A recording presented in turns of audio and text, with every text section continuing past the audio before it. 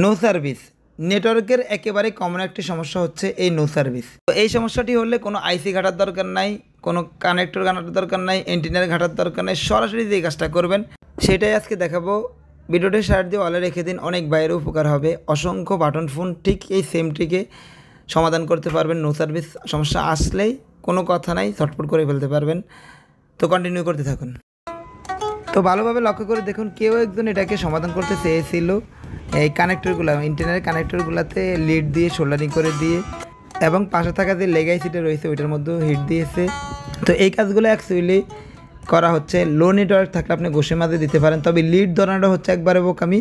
তো একদমই স্পষ্টভাবে বলতে চাই, যদি বাটন ফোনের নেটওয়ার্ক সমস্যার মধ্যে নো সার্ভিস আসে তাহলে ক্রিস্টাল সেন্স, যদি ইমার্জেন্সি আসে তাহলে নেটওয়ার্ক আইসি রিবল অথবা সেন্স, আর যদি লো নেটওয়ার্ক আসে সেক্ষেত্রে আপনি কানেক্টরগুলো, ইন্টারনেট কানেক্টরগুলো ঘষে মাঝে দিতে পারেন।